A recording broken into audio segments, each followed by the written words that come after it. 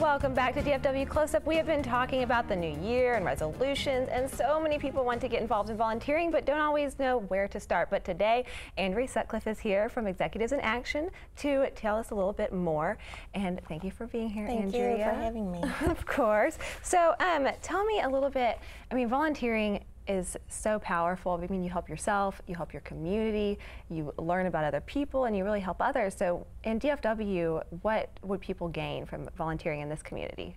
There is so much to gain from volunteering in the community. Not only is it rewarding personally, but it helps the nonprofits. Currently, the last statistic that I saw, there were over 28,000 nonprofits in the North Texas area, and that is an increase of 45% over the last 2 years. So it is growing. The need is obviously there, and I saw back when the election was that you vote usually once a year, but by donating your time to a nonprofit, you vote every day as to what kind of community you want to live in. So it's important to do. It is, and I mean, there's, like you said, there's so many, and just getting started can often be the challenge in deciding how much time you want to give. Right. So what advice would you give to people when they just get started? Well, they're often, you can become part of a program with a nonprofit. First, I would suggest that you go and contact a nonprofit that you particularly have a passion about. If you're not quite sure, there's other organizations out there. There's Center for Nonprofit Management. You can contact them and they'll suggest opportunities.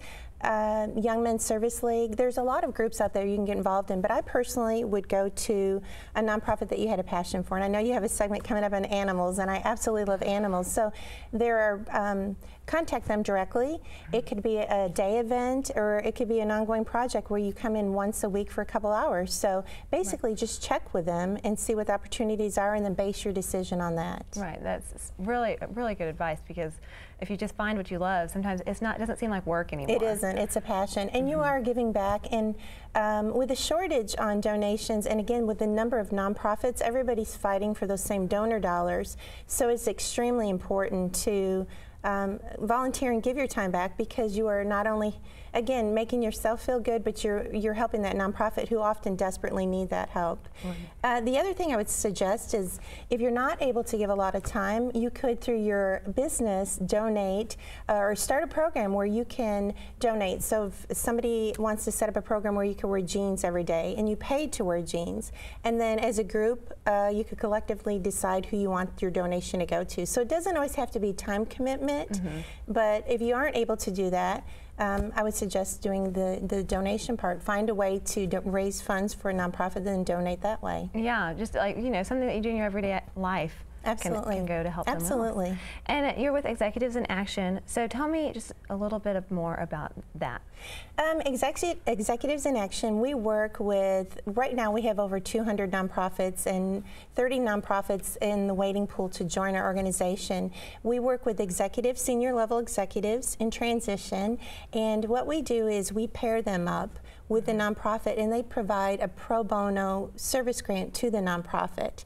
So we have several projects. We've completed over 335 projects to date.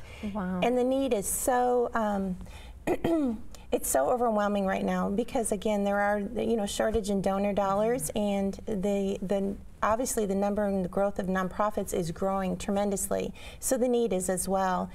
In addition to working projects with nonprofits, we also have our own program where we go and give manpower, sweat equity to our nonprofits. So once a month we go to one of our nonprofit partners and give 2.5 hours of community service, and to date I think we've, since last year, accumulated over 660 hours within our own organization. So not only do we see the need, but we also want to give back as well. Right. And are there any organizations right now that y'all are involved in that need help specifically right now?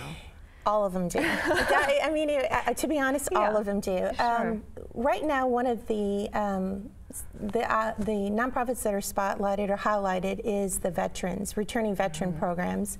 And we work with Boots to Briefcases, Honor, Courage, Commitment, Heroes on the Water, and There's another one that Patrick Sowers runs, and it's basically it's like a Make-A-Wish for veterans. So the major initiative right now is to get veterans jobs, and so that is one of our main goals.